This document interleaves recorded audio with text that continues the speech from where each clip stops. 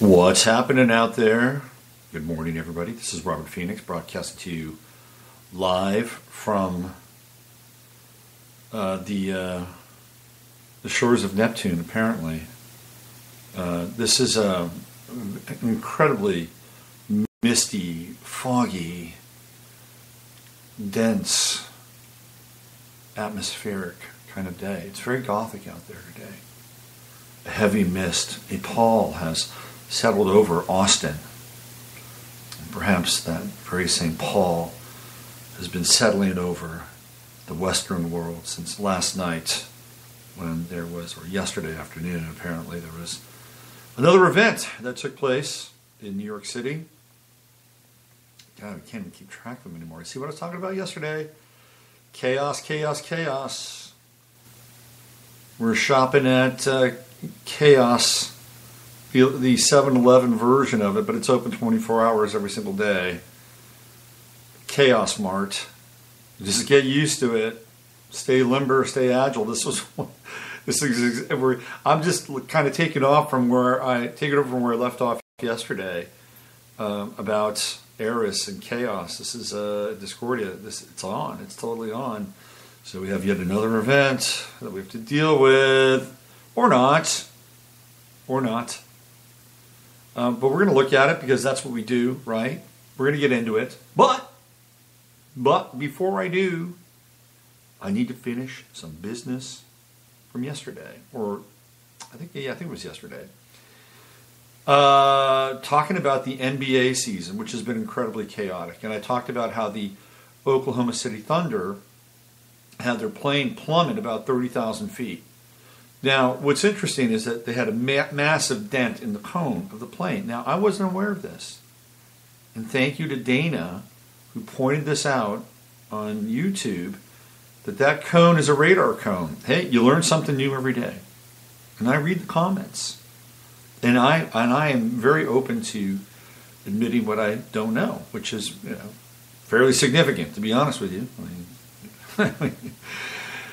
So I wasn't aware that that's where the radar was. Then I looked up the statistics of how often those radar cones are damaged. And actually found an article on it. It's very rare. It does happen, but it's incredibly rare. So I also brought up the idea that birds don't fly that high. Well, that's true and it's not true. And Harold, a longtime listener and dear friend, sent me an article about high-flying birds. And I'd actually found this piece on my own. Because I wanted to know, who gets up there? Who can fly 30,000 feet? So I'm going to give you the top 10 birds when it comes to altitude. And I'm going to tell you where they fly. Okay, at number 10, it's the Andean condor. They got huge wings. And of course, where do they fly? They fly in Bolivia, Colombia, Chile, and Ecuador. And it is an endangered species. They've got a maximum height of 15,000 feet. Okay, 15,000 feet, not quite 30,000. The next highest flying bird is the white stork. And it is a popular wading bird. And the white stork can get up to 16,000 feet. But they are found mostly in Europe and West Central Asia. Now they do migrate to Africa, so they have a kind of a migratory route, but it's Europe, West Central Asia to Africa. Now after that we have the bar-tailed godwit, which is an unusual looking bird, an extremely long beak. Looks like it's a beach bird. They breed in Alaska and Siberia, and they winter in Australia and New Zealand. That bird is capable of some distance, and they are known for the longest nonstop migration. Wow. So there's no holdover flights for the bar-tailed godwit. During the epic journey from Alaska to the south, bar-tailed godwits cover about 11,000 kilometers without rest. That's pretty significant. These amazing birds cover such a long route in just 7 or 8 days. Bar-tailed godwits also reach a maximum height of 20,000 feet. Now we're getting up there, but they hang out in Alaska and Siberia, and then they cruise down to Australia and New Zealand. The mallard clocks in at number 7, and it can ascend to 21,000 feet.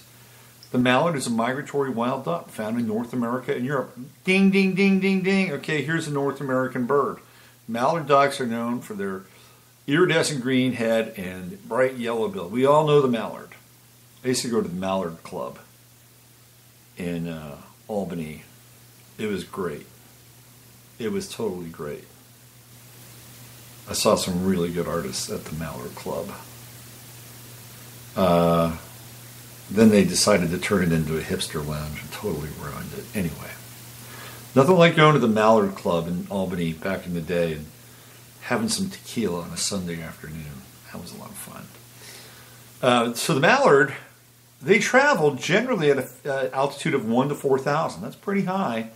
But they can also get up to about 21,000 feet. Remember, this plane was at 33,000 feet when everything went haywire. Now, 24,000 feet, we're getting closer. That would be the height of the bearded vulture. And the bearded vulture is in the mountainous areas of southern Europe. For a vulture, he's kind of a regal-looking bird, I have to say. He's got it going on for carry-on. Speaking of carry-on, did you hear the story about that couple that was on the the Delta Airlines flight? This is the other day. So this couple met. She was like 43, and the guy was 29. And they met on a Delta Airlines flight, and somewhere during that flight there was some sparks happening there, some chemistry. And the guy managed to, the both of them decided that they wanted to engage in a little mid-air fellatio. And of course it was, her to him, because, it kind of worked out that way. And they got busted. They got busted on the plane. And so they, when the plane landed, they were escorted off by air marshals, and they were arrested. They could actually face felony charges. What might be even more embarrassing is if either one of them was involved with another person, like either married or a significant other. As Desi would say, "You got some splaining to do. You got some splaining to do, Lucy." Anyway, I just thought I'd throw that in.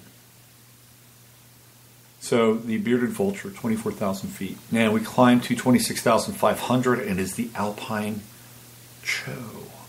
Chough. And this is a very interesting looking bird. Kind of reminds me a little bit of a hawk. They can get up there. Still not quite 30,000. But they are also in Southern Europe and Central Asia. They've got some interesting birds in Southern Europe and Central Asia, don't they? Now we get to 27,000 feet, and that is the altitude of the whooper swan. The whooper swan is a large migratory bird that's named after its whooping calls. They inhabit flooded grasslands, wetlands, tundra, lakes, and ponds of southern Eurasia. They are noticeable for their long neck and yellow-black bill. In winter, the whooper swans migrate to Denmark, Germany, and Britain. Not a North American bird, 27,000 feet. They fly in a V migration, by the way. At 29,000 feet, we're getting up to rare air now. That's the realm of the bar-headed goose. And that's higher than Mount Everest. You'll find the bar-headed goose in Central Asia. Their bodies have more red blood cells. It can also increase their cardiac output in life. They have great lung capacity. Okay, number 2, at 33,000 feet. Now we are approaching airline altitude. That is the domain, the airy domain of the common crane. But unfortunately, the common crane flies in northern parts of Europe and Asia, and of course they have their little African getaway in the winter. And number one, 37,000 feet, is Ruppel's griffon vulture, a highly unusual looking bird. It flies at 37,000 feet. And unfortunately, they don't tell us where that bird flies, but I can rest assured that this is not a domestic bird, not part of this country. I think we got to rule birds out on that flight, okay? The only bird that could probably do it is a mallard, and that's a reach. That's about a 12,000 foot reach for what happened. So I'm just going to weigh in that nobody really knows what happened, that radar cone got punched in by something, and they made a precipitous descent, and I was really just bringing it up because it added to this sense of chaos that was going on and has been going on with the NBA since the start of the season. The maelstrom, the collective maelstrom that's been swirled up. Yeah. So let's go back to New York. Let's get into New York. I took care of that business. Thank you, Dana and Harold, for chiming in so we could get clear on the most important topics that I share and get into here. So on Halloween, we have another event. It takes place in New York City, not far from the World Trade Center. They really were very explicit about that when we first heard about it. You know, not far from Ground Zero, not far from Ground Zero, not far from Ground Zero. Near Ground Zero, adjacent to Ground Zero, in the vicinity of Ground Zero. That's where it all went down. And not too far from a famous Halloween parade that was taking place. And of course, the story is a guy from Uzbekistan who came to this country and started to drive Uber cars down in Florida and eventually became radicalized. And decided to rent a truck and go take out some pedestrians. So that's what happened. Now, I'm going to read you an interesting piece here. Let's see if I can click on this thing. Where is it? Oh, here we go. So the author is Patrick Stewart, and he reported this to Henry Macau. This is his piece. I'm just going to read it to you. It's not that long, but it gives you some interesting insight here. Interesting insights into kind of the events and the people on the law enforcement side that were sort of a part of this. Here we go. Question: average New Yorkers close to the West Side Highway of Manhattan Tuesday, October 31st, 2017 are asking, why were there so many NYPD counterterrorism trucks attended by scores of uniformed NYPD counterterrorism officers flanking these trucks hours before the attack itself? Okay, they were there. They were on the streets and in force. I'll read more.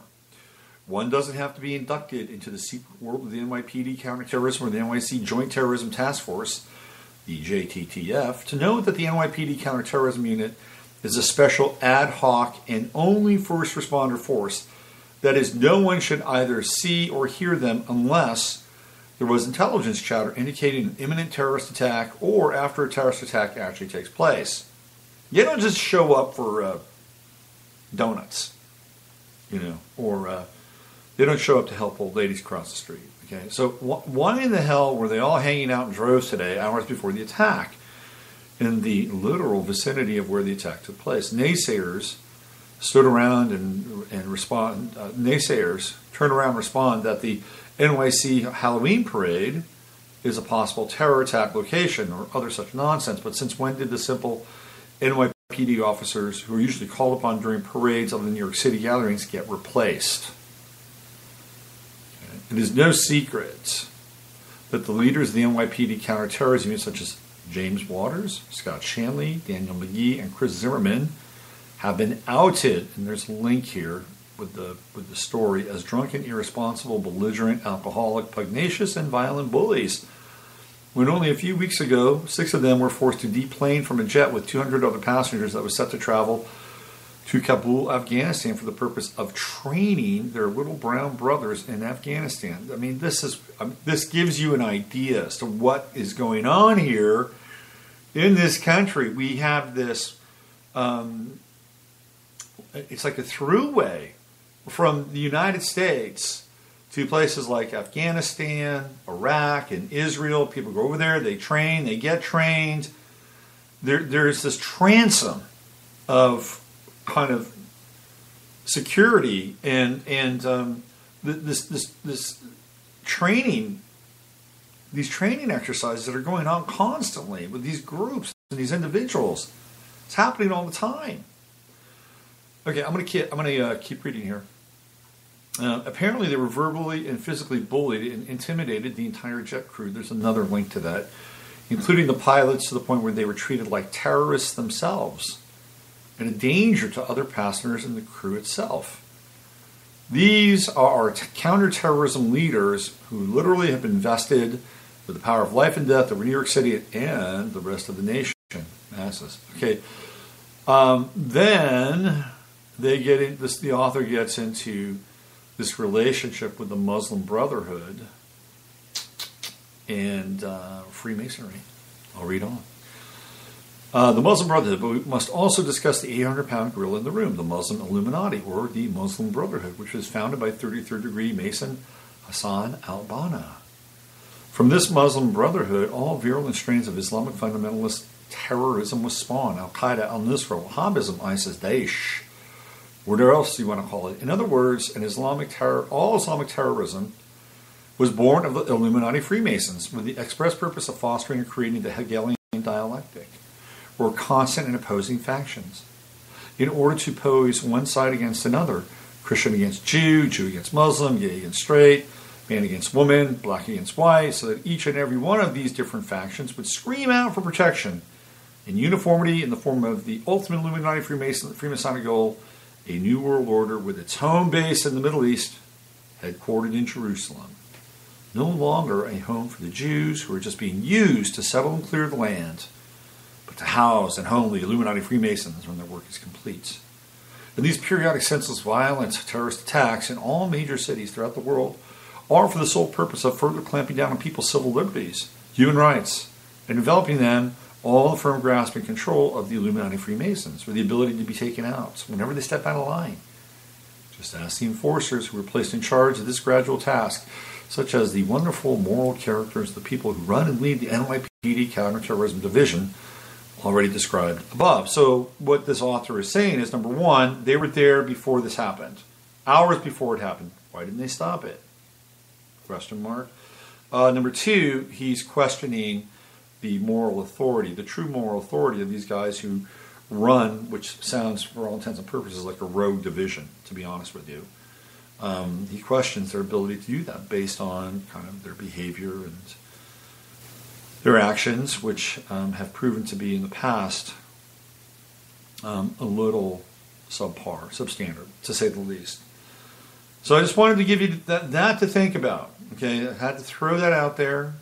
This was happening. These NYPD counterterrorism guys were on the ground hours before the event. Now, I've seen some video. I haven't seen video. So it's a very strange kind of, okay, I see one guy that's running around. He's got a hood on. He's got his little ISIS outfit. He's doing ISIS for Halloween. And he's got a gun. I don't know I heard it was a cap gun. I heard it was a BB gun. I heard all this weird stuff, right? And then there's the guy that's on the ground when the police come and get him, this fellow from Uzbekistan. And I'm not even sure they're the same guy, okay? Let's be honest now. They may not be the same guy. And I'm not saying that nobody died, nobody got hurt. I'm not going down that path. I think there's a very good chance that something did happen there. You know, I'm withholding judgment at the very least around it. You know, I'm withholding some judgment because we know the world is an illusion. But again, what does it boil down to? Well, it boils down to the fact that that there are a large group of people that are going to just co-sign this event happened the way it happened, and it was a radical Muslim. A Muslim had been radicalized. That's, of course, going to be a huge talking point in Alex Jones today. He'll hammer that into the ground, obviously. But what's going to be the fallout of something like, and what's really interesting too is like we're getting this kind of pulsing effect, which is what the author of that piece was talking about. We get this pulsing effect. Is oh look, it's the bad white guy. It's the bad white guy in the tower who's crazy. He's crazy. He's on meds. He's got weird brothers. He's the son of a bank robber who was wanted by the FBI, and he just went nuts. He just decided to kill people. And then we get to the Islamic terrorist now. And there's the other part of the Hegelian dialectic. Oh, it's the Islamic terrorist. Okay, well, we've got to watch out for that guy with those people. And then we'll get the script flipped again. It'll be another white guy and an Islamic terrorist, and back and forth and back and forth and back and forth. And now we're into that really polarizing realm of Gemini duality. And look, I like Geminis. People say that I don't like Geminis. That's not true. I like every sign. I don't discriminate against signs. I don't. Are there certain signs that I vibe with a little bit more? Sure. That's the same with anybody. But I actually like Geminis. What I bring up with Gemini is the fact that Gemini is a code. It is a code of the matrix for duality and polarity, and using that energy to create a state of opposition. And the whole idea, right? The whole idea is the reconciliation of opposition. The reconciliation of opposition is the global government and the New World Order. They keep creating these scenarios where they have to step in to resolve the opposition. That they are the reconciling factor. That's why it happens. That's why it happens. This is the formula. By the way, I'm going to continue to get into this. But I couldn't sleep last night. I've been up for, I think I slept maybe about 30 minutes last night. Anyway, I watched a couple of old movies. But one of the old movies I watched was, I Was a Communist for the FBI. And this film is from the 50s. And if you have TCM, you might even be able to find it on YouTube. I highly recommend watching this movie. It's really fascinating. It's a true story. And it's a story about a guy by the name, I think his name's Matt Sanchik, and he was an immigrant. His parents were immigrants, so he's first generation Slovenian. And he worked in a steel mill in Pittsburgh, and he worked for the FBI as an undercover agent for 9 years. And his job was to infiltrate the local chapter of the Communist Party. He did this for 9 years. And there are some amazing scenes to this movie. I mean, it's kind of remarkable, that number one, this guy who actually played the lead role is actually a very good actor. He's an incredible actor, really. He went on to be kind of a TV actor, always kind of a second fiddle, second banana. Wasn't really a lead guy, but in this movie he was. He did a terrific job. And it's shot in that kind of 1950s film noir style. But they get into the same things that we're talking about today. The divide and conquer piece, using chaos as a form of, as a catalyst to insert programming. It's all there in this movie. It's incredibly fascinating. I highly recommend it. If you have TCM, check it out. And the chain of command and the communication between the various members and chapters of the Communist Party in Pittsburgh is fascinating to watch. It's really fascinating. Anyway, so what is the fallout of an event like this? Well, of course, there's going to be a need for more security, because the Trump administration, they'll sign off on that in a heartbeat. We need more security. We need more cameras. Guess what else we need? We need to spy more. Isn't the FISA Act coming up, the FISA Act? That one part of the FISA Act, which we were talking about, was it the Liberty Act? We were talking about that 2 weeks ago. That's coming up now. And an event like this gets lawmakers thinking, man, maybe we should sign that. Maybe we should pass that. Because we don't want this happening again. Of course, that looks really good on a voting record. How could you not? How could you not vote for that? Of course you're going to vote for that. Your constituency would be pissed off if you didn't vote for that. You may not get elected. People love security. They love to feel safe. Oh, please, please, please. Make us feel more safe, please. Make us feel more safe. So we get more security, which means more surveillance, which means more information, intelligence, and data gathering, whether it's on somebody from Uzbekistan or somebody from Dearbornistan. No, somebody from this country. And what else? What else is the fallout? What else can happen? Well, I'll tell you what else can happen. This guy rented a truck. He rented a truck. Didn't own the truck, he rented a truck. How do you think an event like this is going to impact renting a truck moving forward? Do you think it's just going to be that easy renting a truck? I mean, some states, maybe Texas, you rent a truck, or Oklahoma, you rent a truck. But other states, maybe New York, for instance, and surrounding states, Pennsylvania, New Jersey, maybe renting a truck is going to be a lot more difficult moving forward. Yeah. They may have a background check in renting a truck. That's quite possible. Guess what else they may do? They may mount cameras in cars that you rent, in trucks that you rent. Cameras that are embedded and are not able to be disabled. Which means you'd have to buy, if you're U-Haul, you'd have to buy a whole new fleet of trucks, or you'd have to have your current trucks retrofitted so that you could have the all-seeing eye embedded somewhere inside the truck. Maybe it's up above the driver's side, the driver's side of it, enclosed in kind of a bulletproof shell that you couldn't do anything with it. Right? It's quite possible. It's quite possible.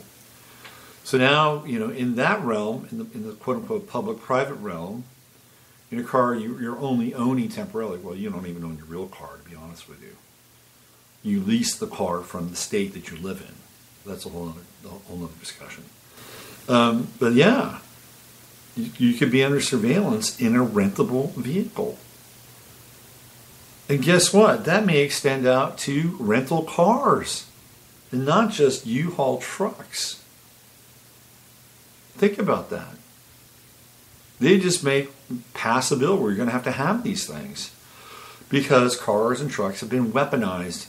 It's like we have a gun event, a truck event, a gun event, a truck event, a gun event, a car event, a gun, a truck, a car. You know what I mean? So all of a sudden now we see this pattern. Oh, it's a truck, it's a car, it's a gun. They've all got to be regulated, and there are different rules for regulating each and every one of them. Another component to all this is that truck hit bicyclists. What is going to be the transportation of choice in the Emerald Cities of Agenda 2030, Agenda 21? It's going to be the bicycle. The bicycle and the self-driving car, perhaps the self-driving truck.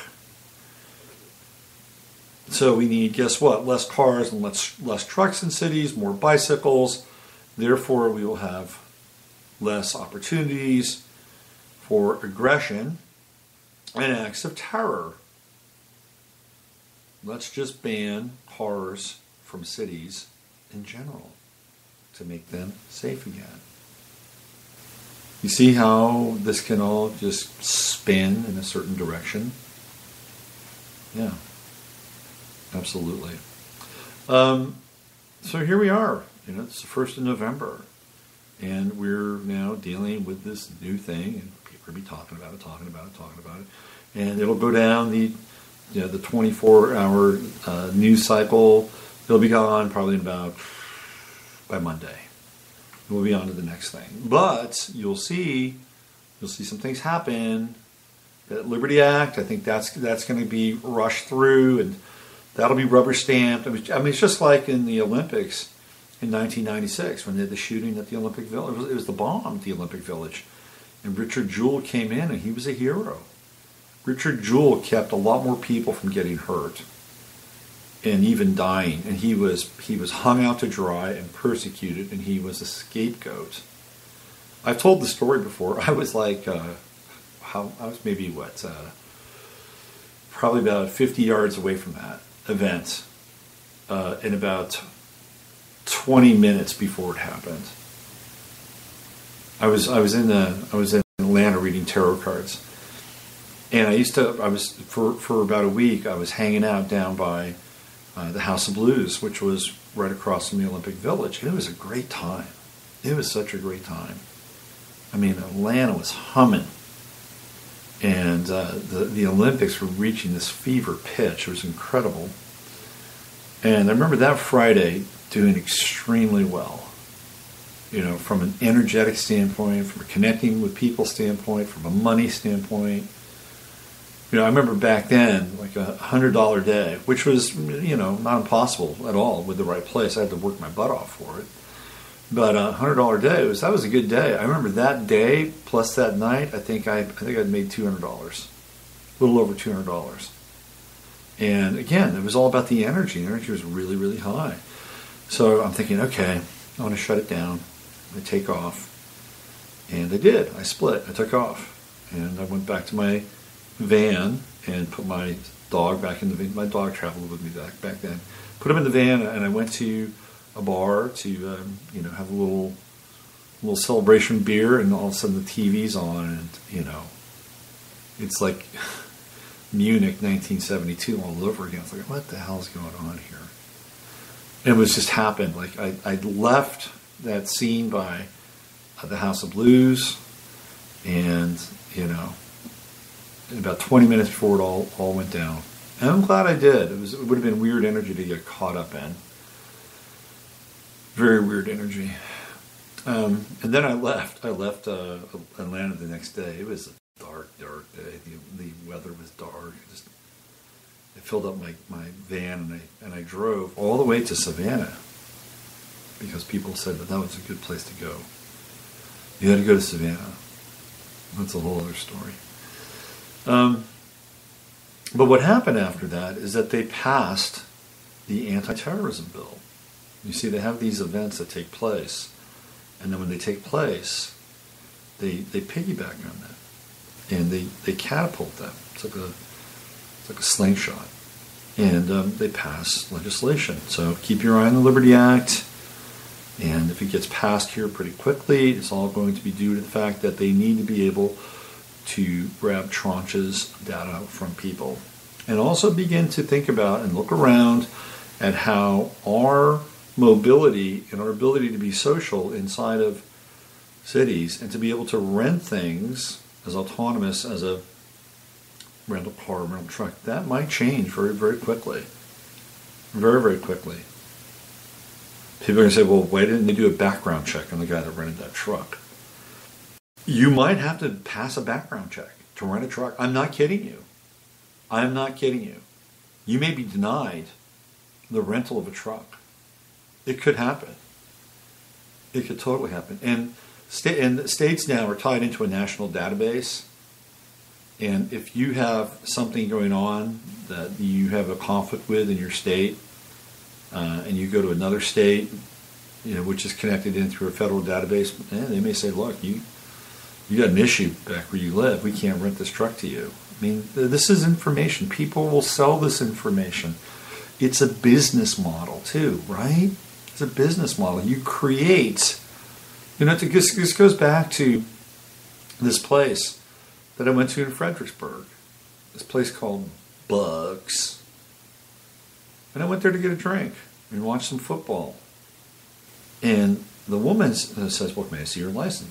And I'm thinking, she wants to see how old I am. She doesn't just see how old I am. She scans my license. I told the story. She scanned my license.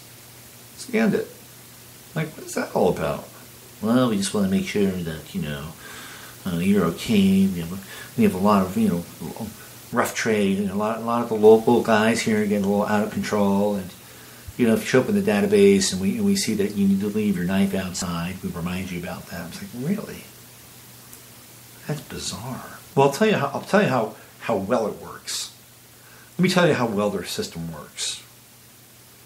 About a week ago, there were two guys at that bar, and one guy was about 6'4", the other guy was maybe about 5'10", and there was a woman at the bar, and she was paying attention to the 6'4" guy. The 5'10" guy didn't like it, and he cold cocked the 6'4" guy, knocked him down, and proceeded to beat the living hell out of him, and he had to be airlifted. He had to be airlifted to a hospital in San Antonio. That's how badly this guy was beaten. Now, how did your handy dandy little ID scan work there? You see, that's just kind of a microcosmic example about the fallacy of security. You know? Oh yeah, well, next time we're not going to let him in because it says in our notes here that he beat somebody, within three breaths of his death. Yeah, we can't serve him here now. Oh, real good. A lot of good, your little system there, performed.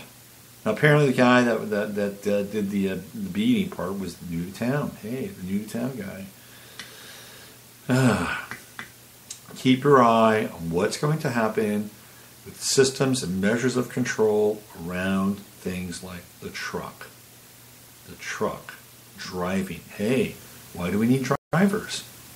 Why do we need drivers at all? Get rid of the drivers. Put them all on that smart grid that Google's going to create and have every single truck, every single car being driven by this smart grid technology. And the only way self-driven cars work is if everything is self-driven. And by the way, they're coming. The first thing you're going to get is self-driving buses. That's the first thing you'll get. Like when you go to the airport, those people who drive the little buses that pick you up at the airport and take you to your parking lot spot or your park and fly, those people are going to go away. They're going to lose their jobs. They're going to lose their jobs. And you know that that's kind of a job that's really down on sort of the totem pole for driving. Probably the upper echelon of driving is having your own big rig. Your own big rig, right? You have it, you own it, you pay the insurance on it, and you get contracted out. That's where you're going to have the most profit. That's the highest profile driving job. Unless, of course, you're a limo driver for somebody, who might have a private limo service and they're super rich and they pay you really, really well. Those might be the two upper echelons of driving. Driving a little, passenger bus at the airport is pretty low level. And I'm not saying that the people that have those jobs are low. Those are actually really nice people. I like those people. They're all really friendly, and they want to, they say hi, goodbye, have a safe trip, and all that stuff. I mean, those are good people for the most part, and that's my experience. But they'll be the first casualties because they don't have to go very far. They just do these loops. Then after that, it'll go to city buses, and then after that, it's going to go to the tractor trailer rigs. That's where it'll all move towards. And they're actually constructing highways for that now. There's a big superhighway that's going from,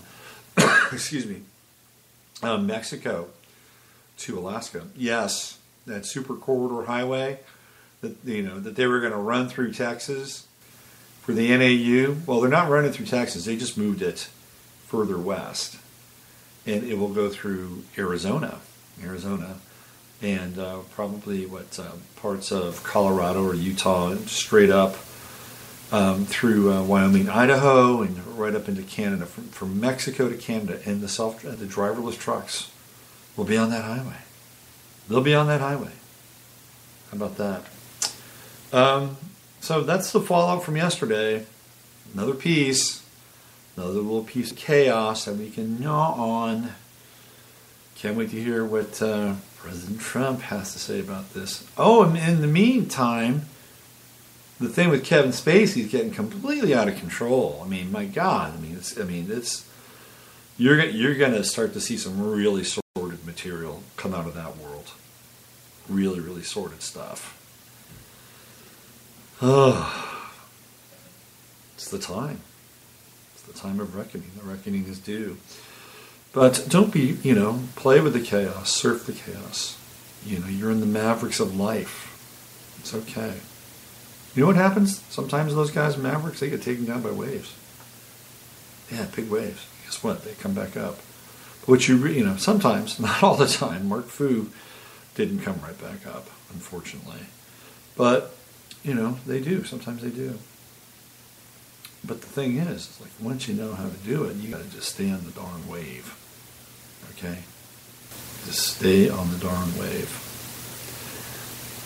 So here we are, 1st November. We're about 3 days out now from the big Antifa march on America. It wouldn't be a march. Apparently it's an assault on America. And we're moving in. We're moving into that phase where the DOD is going to be, planning for a drill where the grid goes down. Tether your camel first and then trust in God. Have about a month's worth of food. Have some water. Have a generator.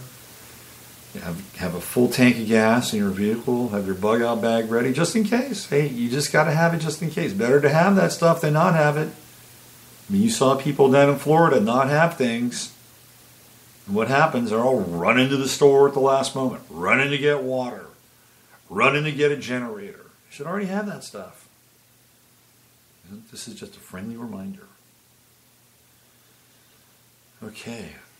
Well, with that, I think we've come to the end of our show today. Hey, I just want to say, before I transition out of here, I want to give a big shout out to people who listen to this show, because I've gotten a lot of really great response lately, and I did an offer to read some charts on my show on Sunday night, and I'm going to do that. The response was so great, I can't do them all in one night, so I'm going to stretch it out. I'll probably do about 2 a week for maybe about the next, month and a half. And I'll use those charts as an opportunity for us to learn more about astrology, and they'll be fairly anonymous. I'll just use the first name. So the people who know that the chart I'm using is their chart. That's it.